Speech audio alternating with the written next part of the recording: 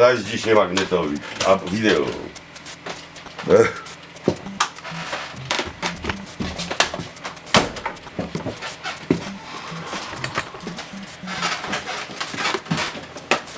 Oj, dobra, aż to stare musi być.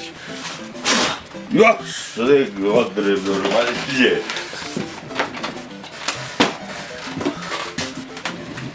Ja to klientowi przepucować, bo my tu gołębie nasrali. Normalnie, szok.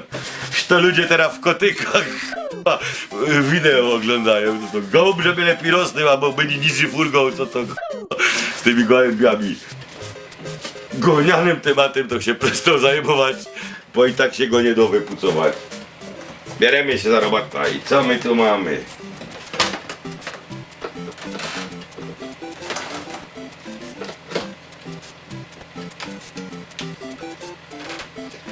No i niespodzianka.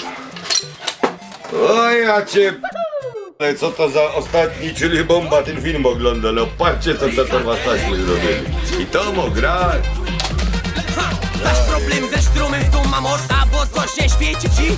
Ja wiem, że to jest ziom, bo ci ma jak w dziedzini. I za rok leci mecz we Babingtona na RTL-u. A ty tu musisz się lepiej łap za fona, pozbądź się problemu.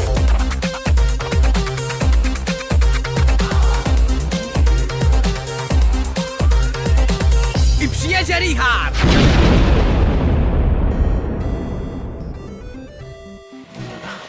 A starzyk zawsze mi gadał, nie ciś pazurów, jak cię nie znasz, albo kaj nie trzeba. I on to miał richtig recht. Znalazłem kasetę VHS.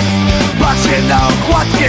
Co to k***a jest? Bawarskie ubranka i cycate baby. Włączyłem wideo, bo byłem ciekawy. Całość obejrzałem z wielkim podnieceniem. Dziś tak